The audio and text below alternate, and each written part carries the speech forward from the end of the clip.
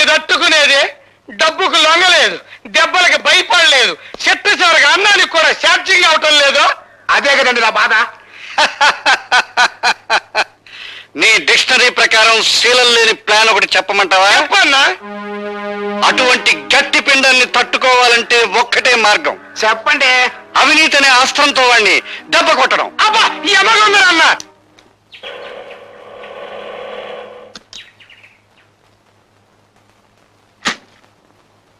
ఏంటి ఎవరండి లోపల? ఎవరు కావాలండి? హాయ్, భార్గవ్ గారు తమకి. అన్నయ్య అవుతాళ్ళండి, చెప్పండి. అయ్యో బాబోయ్, సమస్య తీరిపోయిందండి. రే లోపలటండి. ఏమిటండి ఇవన్నీ? ఏం లేదమ్మా, నీకు ఎంటర్టైన్మెంట్ తక్కువగా ఉందని భార్గవ్ గారు, అదే మీ అన్నయ్య గారు గాలి పంక, అది మామూలు అనుకోండి, ఫ్రిడ్జ్, రేడియో, టీవీ, ఈసీఆర్ పంపించారు. రే లోపలటండి రా. ఇవన్నీ కొంటున్నట్టు నాతో చెప్పలేదే? అయ్యో బాబోయ్, ఇక్కడ త్రిల్లే. అండి ఇవన్నీ అట్టుకెళ్ళి ఇంటికాడ ఎట్టండి, వెనకాల నేను వస్తాను. వీటన్నిటిని చూసేసరికి మా చెల్లెలు థ్రిల్ అయిపోవాలా అన్నారండి మీ అన్నయ్య గారు. అండి లోపలెట్టండి. అయ్యి బాబోయ్, ఎట్టేశారండి. అండి ఇక్కడ సంతకం పొరవండి. ఎందుకు? అయ్యో బాబోయ్, మళ్ళీ థ్రిల్లా అండి. ఆయన ఉద్యోగంలో చేరినప్పటి నుంచి చూస్తున్నానండి, ఇసుకలో కలిపే సిమెంట్ దగ్గర నుంచి కరెంటు పోల్ మీద స్విచ్ల దాకా అన్ని చూసుకుంటారు. కరెక్ట్ కాదో లెక్కెట్టుకుంటారు. అది ఆయనకో థ్రిల్ అండి. ఇప్పుడు మీరు ఈ సంతకం పెట్టరనుకోండి, నేను థ్రిల్ అయిపోతాను. అందుకని పొడిసేయండి.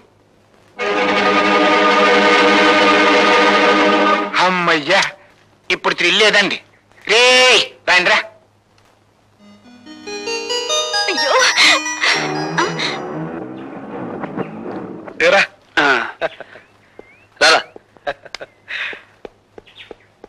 ఇదిగో పద్మ, ఇదేం బాగాలేదు. రోజు మీ అన్నయ్య నా ఆటోలో ఫ్రీ సర్వీస్ కొడుతున్నాడు. మీరు మాత్రం తక్కువ తిన్నారా? ఇల్లు ఫ్రీ, మీల్స్ ఫ్రీ, పైగా ఈ రోజు నుంచి ఎంటర్టైన్మెంట్ కూడా ఫ్రీ చేశాడుగా. ఎంటర్టైన్మెంట్ అదేమిటమ్మా? ఇదో థ్రిల్లా, కలర్ టీవీ, వీసీఆర్ కొని పంపించావుగా. నేనా? నేను కొని పంపడం ఏమిటి? మరీ జోక్ చేయకనే రా. నువ్వు కొని పంపించినావు కదా. ఇవి ఎవరు తెచ్చిచ్చారు?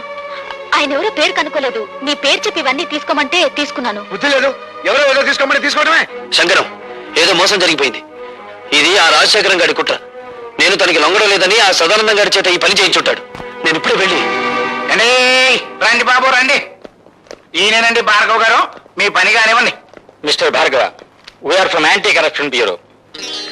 మీరు కాంట్రాక్ట్ ని సంతకం చేయడానికి వీసీఆర్, కలర్ టీవీ, ఫ్రిడ్జ్ లంచంగా తీసుకున్నారని మిస్టర్ సదానందం రిపోర్ట్ చేశారు. అయ్యి బాబోయ్, ఇవన్నీ నేను పంపించింది. అమాయకులైన మా పద్మను మోసం చేసి ఈ సదానందం ఆ వస్తువులు ఇచ్చి వెళ్ళాడు తప్ప వాటిని నేను లంచంగా అడగలేదు. ఓర్కండి, ఎవరంటే నేను అనుకుంటారు. ఆ పైల మీద సంతకం పెట్టాలంటే ఇవన్నీ పంపించానే కానీ కుదరన్నారు మీరు. రెండే 2 గంటలు టైం ఇచ్చాయండి బాబు, అందుకే బ్లాక్ లో కొనుక్కొచ్చాను. అందుకు రుజువు ఏమిటి? రుజువా అండి, ఇదిగోనండి. ఇవన్నీ ముట్టినట్టుగా ఆయన గారి చెల్లెలు నాకు సంతకం పెట్టించిన రసీదండి. పద్మ సంతకం పెడితే నేను లంచగొట్టి నెల అవుతాను. ఆ సంగతి నేను చెబుతాను. మీరు సదానందంగా నేను లంచం అడగటం నా చెవులారా విన్నాను. సార్, మీరు ఆఫీసులో నేను లంచం ఇవ్వబోతే నాకు అక్కర్లేదు, ఏవైనా వస్తువులు కొని ఇంట్లో ఇచ్చేసి ముట్టినట్టు నా చెల్లెలతో సంతకం తీసుకుంటే చాలు అని కూడా అన్నారు సార్. ఒక ప్రభుత్వ ఉద్యోగం చేయి చేసుకుంటావా? మన పోలీస్ స్టేషన్కి. మా భార్గవ్ లాంటి వాడు కదండి. Is gold medalist. వాడు రక్తం గోల్డ్, వాడు మనసు గోల్డ్, వాడు నిజాయితీ గోల్డ్. సారీ మిస్టర్, అతని నిజాయితీ నిరూపించుకోవడానికి కోర్టులు ఉన్నాయి. ఇన్స్పెక్టర్, ఇతను అరెస్ట్ చేయండి. కమాన్. ఇన్స్పెక్టర్ గారు, ఇన్స్పెక్టర్ గారు, మా అన్నయ్యని అరెస్ట్ చేయొద్దండి. అమాయకత్వంతో ఆ పేపర్ మీద సంతకం చేసి నన్ను అరెస్ట్ చేయండి. ఇన్స్పెక్టర్ గారు. ముద్దాయి భార్గవ ఒక కాంట్రాక్ట్ అక్రమంగా సదానందానికి ఇవ్వడానికి లంచం అడిగాడని, దాన్ని పరోక్షంగా పుచ్చుకున్నాడని సాక్ష్యాధారాల వల్ల నిరూపించబడింది. కనుక ముద్దాయి భార్గవకు ఐపీసీ సెక్షన్ 161 ప్రకారం 3 నెలల సాధారణ జైలు శిక్ష విధించడమైంది. దీనంతటికి నేనేనండి కారకురాల్ని. నేనే. పద్మ, పద్మ.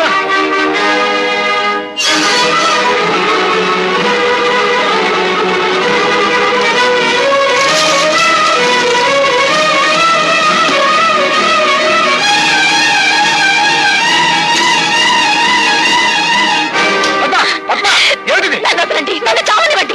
నా అజ్ఞానం మూలంగా భార్గవ అనే జైలు పాలేడు. నేను చేస్తాను, నన్ను చావనివ్వండి.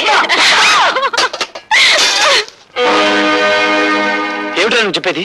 అవును భార్గవ, నీ చేతిలో ఉత్తరాలన్నీ మీ నాన్న మీ అమ్మకి రాసినవే. అంతేకాదు మీ నాన్న ఈ జైల్లోనే ఉన్నాడు. ఈ జైల్లోనా? ఠాగూర్ ఈ జైల్లోనే ఖైదీగా ఉన్నాడు. ఉన్నాడని నాకు తెలుసు సార్. నంబర్ ఎంత? 747.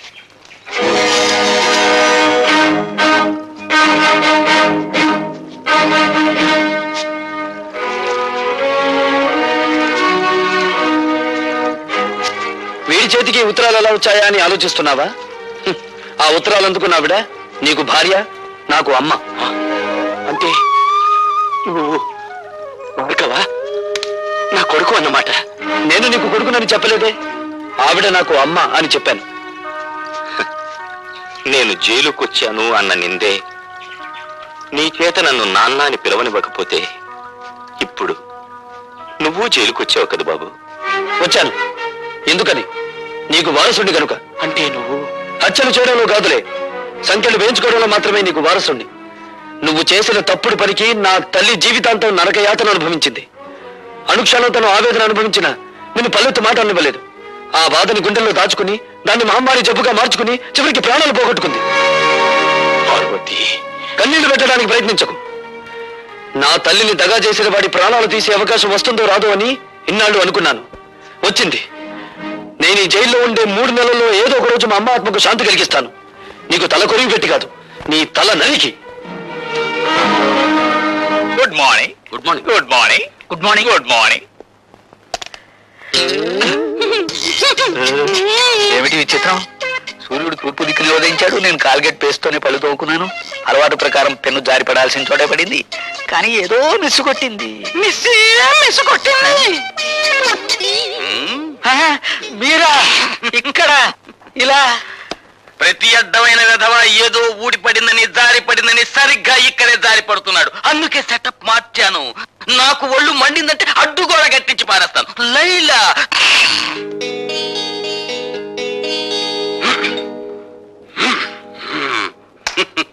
లైలా నిర్భయంగా ఉండు. ఇక నుండి ఇక్కడ పెన్సిళ్ళు పెన్నులు ఏవి జారిపడ. అమలత, వేయించావుగా శిక్ష, ఇప్పుడు ఓదార్చడానికి వచ్చావా? నన్నెవరూ ఓదార్చక్కర్లేదు, వెళ్ళండి. చూడమ్మా, పోలీస్ ఆఫీసర్ గా నా డ్యూటీ నేను చేయక తప్పలేదు. అంతకు మించి అతనంటే నాకు వ్యక్తిగతమైన ద్వేషమేం లేదు. పోలీస్ మనుషులు కదా, నా కన్నీళ్లు తుడవడానికి ఏదో ఒకటి చెప్తావు. బేబీ, నీకు మనసు బాగుండకపోతే చెక్కు బుక్ మీద సంతకం చేసి ఇస్తాను. నీ ఇష్టం వచ్చిన చోటుకి వెళ్ళి విశ్రాంతి తీసుకోమ్మా. డాడీ, నేను లేకపోతే ఒక క్షణం కూడా ఉండాలని చెప్పే మీరు కూడా నన్ను పంపించాలని చూస్తున్నారా? అవునమ్మా, నేను ఎదురు చూసేది ఎప్పుడూ నవ్వుతూ ఉండే కూతురి కోసం. అంతేగాని నువ్వు ఒక్క క్షణం కన్నీరు పెట్టుకున్నా నేను ఓర్చుకోలేనమ్మా. అయినా అతనికి శిక్ష పడిపోయిన తర్వాత మనం ఇప్పుడు ఏమీ చేయలేం కదా. భార్గవ్కి 3 నెలలు శిక్ష పడినందుకు కాదు నేను బాధపడేది. రేపు అతను విడుదలై వస్తే అందరూ అతను ఒక ఖైదీలా చూస్తారు, అవినీతి పరుడని ఎగతాళి చేస్తారు. చూడమ్మా, అదే నీ బాధ అయితే అతను విడుదలైన తర్వాత సమాజం అతనికి అవినీతి పరుడు అని పేరు పెట్టకముందే నేనే ఒక కొత్త పేరు పెడతాను. ఏమిటిది? చీఫ్ ఇంజనీర్ గారి అల్లుడు అని. డాడీ, అవునమ్మా. Thank you daddy.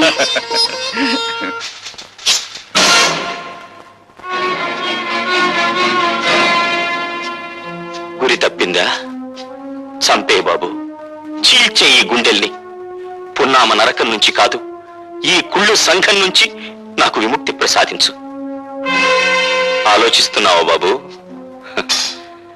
ఆలోచనలు ఒక్కొక్కసారి ఆవేశాన్ని మింగేసి ఆశయాన్ని దూరం చేస్తాయి. నీకు నా మీద జాలిని కలిగిస్తాయి. ఆలోచించకు బాబు. పసితనం నుంచి నువ్వు నీ తండ్రి పట్ల పెంచుకున్న పగకు ప్రతీకారానికి పరిష్కారం ఇదొక్కటే. నన్ను చంపు, దేవతలాంటి మీ అమ్మ దగ్గరకు నన్ను చేర్చు. కానీ నన్ను విముక్తుణ్ణి చేసే ముందు నా ఆత్మ నివేదన్ని క్షణకాలం పాటు విను. అంటే నువ్వు నిర్దోషునని చెప్పి నన్ను నమ్మించాలని ప్రయత్నిస్తున్నావా? కాదు, ఒకే సంఘం, ఒకే మనుష్యులు నీ జీవితంతోనూ నా జీవితంతోనూ ఆట్లాడుకుని ఎలా దోషులుగా చిత్రించారో, సగటు మనిషి సంస్కారాన్ని ఈ దోపిడీ వ్యవస్థ తన స్వార్థానికి ఎలా వినియోగించుకుంటుందో నీకు నేను చెప్పాలి. తండ్రిగా కాదు, నీకంటే ముందుగా ఈ రాక్షస వ్యవస్థ పాదాల కింద నలిగిపోయిన భ్రష్టుడిగా పతితుడిగా అది నా బాధ్యత. బాబు, నా గతం నీ భవిష్యత్తుకు మార్గం చూపి నీలోని ఉద్యమకారుడికి ఊపిరి పొయ్యాలి. భార్గవ, 20 ఏళ్ల క్రితం నేను కాపురం ఉంటున్న పేదలవాడలోని ఇళ్లన్నీ ఖాళీ చేయించాలని కుట్ర పన్నాడు ఎంపీ రాజశేఖరం. ఆ కుట్రలో ఒక భాగంగా పేద ప్రజల ప్రతినిధినైన నన్ను తన ఇంటికి పిలిపించాడు. నువ్వేనా గుడిసెలకి లీడర్వి? నేను లీడర్ని కాను, గుడిసెల్లో మనుషులకు ప్రతినిధిని. నువ్వెంతకు అమ్ముడుపోతావు? నీ మనుషుల్ని ఎంతకు అమ్ముతావు? ప్రపంచంలో ఉన్న డబ్బంతా రాసులు పోసిన శ్రామికుడి స్వేదాన్ని ఖరీదు చేయలేరు. నువ్వెంత? నేను ఠాగూర్రా, మీ బెదిరింపులకు లొంగే మనిషిని గాను. ఏమిట్రా కూసో? నీలాంటి వాళ్ళు ఎందరు ఎదురొచ్చినా ఆ స్థలం నుంచి పేదవాళ్ళను ఖాళీ చేయించేది ఖాయం, ఆసుపత్రి కట్టించేది ఖాయం. సూర్యుణ్ణి గుప్పెట్లో బంధించాలనుకోవడం వెర్రితనం రాజశేఖరం. మమ్మల్ని ఆ స్థలం నుంచి ఒక్క అంగుళం కూడా కదిలించలేవు. ఎంత పొగరు! రండి రండి, లారీలో వచ్చి సామాన్లు ఎక్కించుకోండి. ఎక్కించరా సామాను. జనార్దన్, ఏమిటిది?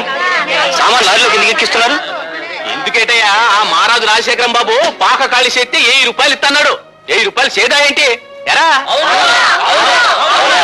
అమ్మా రోజా, అట్ట నుంచున్నావేంటమ్మా? వెళ్ళి సామాన్ తీసుకురాపో. జనార్దన్, ఆగు. నువ్వు మా నాయకుడివే కావచ్చు, కానీ మాకు లాభం వచ్చేటప్పుడు మాత్రం ఆపటం మంచిది కాదు. మీకు లాభం వచ్చే పని చేయించానయ్యా. పాకకి 5000 చొప్పున ఇస్తానని రాజశేఖరం నా దగ్గర ఒప్పుకున్నాడు.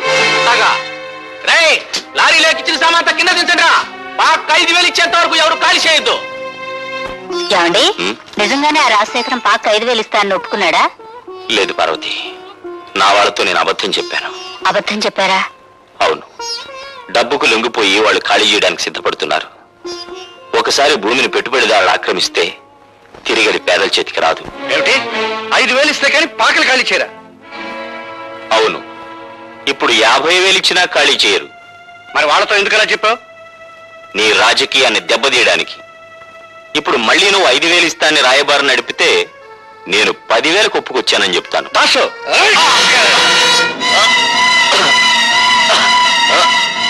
వీణ్ణి మర్డర్ చేసి కాలంలో పారేనా? ఎందుకురా అనవసరమైన కేసు? వీణ్ణి గోని సంచిలో చుట్టి గూడ్స్ బండిలో ఎక్కించు. 3 రోజుల తర్వాత వెనక్కి వచ్చేసరికి ఆ పాకల స్థానంలో మన ఆసుపత్రి పునాదులుంటాయి. ఎలా జనార్దన్, సామాన్ లారీలకు ఎక్కించలేదా? డబ్బు ఉందే అటాక్ ఇచ్చమంటారు. డబ్బా? ఠాగూర్ చేతికిచ్చి పంపించానే, మీకు ముట్టలేదా? ఠాగూర్కా? ఎలా దాసు? అవునండి, ఠాగూర్ చేతికి డబ్బు ఇచ్చి మీ అందరికీ పంచమన్నారా? పొద్దుటి నుంచి అసలు ఠాగూర్ ఈ పేటలోకి రాలేదు. పొద్దుటి నుంచి పేటలోకి రాలేదా? పొద్దుటనగా నా దగ్గర బయలుదేరిన ఠాగూర్ ఇంతవరకు ఇక్కడికి రాలేదంటే ఆ డబ్బు అంతా తీసుకుని పారిపోయి ఉంటాడండి. అబద్ధం. నా భర్త డబ్బు కోసం కక్కుర్తి పడే నీచమైన వాడు కాదు రాజశేఖరం. అలాంటి దొంగ బుద్ధి ఉండేది మీలాంటి సిగ్గులేని రాజకీయ నాయకులకి. ఎవరు దొంగో ఎవరు దొరో ఇప్పుడే తేల్చేద్దాం. ఒరే దాసు, వెళ్ళి ఆ ఠాగూర్ సోదా చేయండి రా.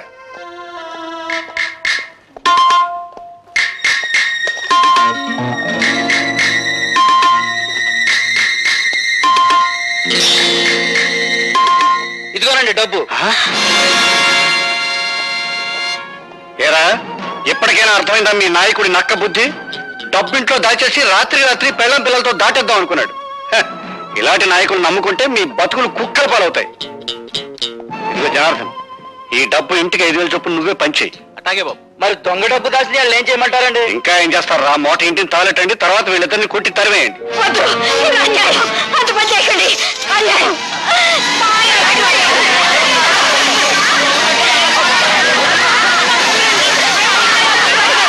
నేను స్పృహలోకి వచ్చేసరికి ఊరు దాటిపోయానని గ్రహించాను. అక్కడి నుంచి తప్పించుకుని మా వాడలోకి వచ్చాను. అంతా నిర్మానుష్యంగా ఉంది. రాజశేఖరం కోసం గాలించాను. వాడు రాజధాని వెళ్ళాడని తెలిసి వాణ్ణి వెతుక్కుంటూ వెళ్ళాను. ఏటి బాబు మీరనేది? అవును జనార్దన్, నువ్వు నీ బిడ్డ నా ఇంట్లో హాయిగా ఉండొచ్చు. ఇది సిటీలో నా గెస్ట్ హౌస్. మా పాకలు ఖాళీ చేయించినందుకు మా మీద ఎంత అభిమానం చూపిస్తున్నారు బాబు. రాజశేఖరం, నా భార్య బిడ్డలెక్కడా? బతికుంటే ఏ వీధుల్లోనో అడుక్కు తింటుంటారు, చచ్చుంటే వల్లకాట్లో ఏ నక్కలో వాళ్ళని పీక్కు తింటూ ఉంటాయి. ఒరేయ్! నీ దుష్ట రాజకీయంతో పేద ప్రజలకి నా భార్య బిడ్డలకి అన్యాయం చేస్తావా? నిన్ను బ్రతకనిస్తే ఇంకా ఎన్నో కుటుంబాలు నాశనం అయిపోతాయిరా. అందుకే నిన్ను చంపి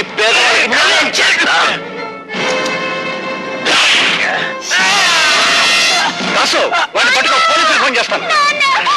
ఆ విధంగా నేను హంతకున్నయ్యాను. ఆ కత్తితో రాజశేఖరాన్ని చంపగలిగి ఉంటే ఈ రోజున సగర్వంగా నేను హంతకుణ్ణి నేరస్తూ నేను ఒప్పుకునేవాణ్ణి. కానీ నా మూలంగా జనార్దన్ చనిపోయాడు. అతని కూతురు అనాథ అయింది బాబు. నాన్న,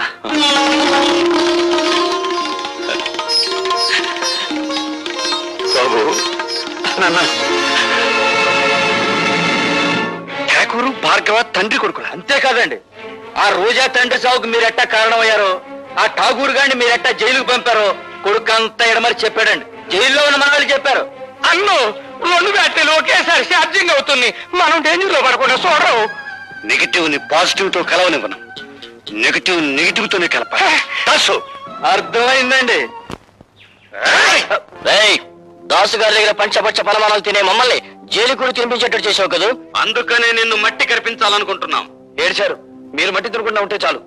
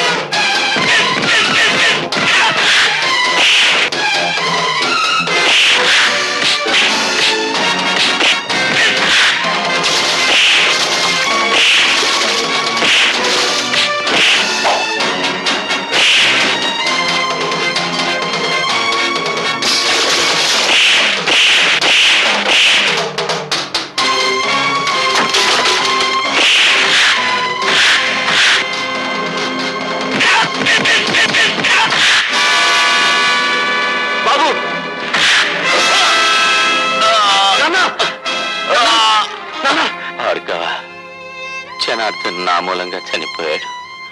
నా పాపానికి అతని కూతురు అనాథ అయింది. ఆ అమ్మాయి ఎక్కడుందో వెతికి తెలుసుకుని నేను చేసిన తప్పుని సరిదిద్ది ఆ పిల్లకు దారి చూపిస్తానని నాకు మాట ఉన్నాయనా. అలాగే నాన్న.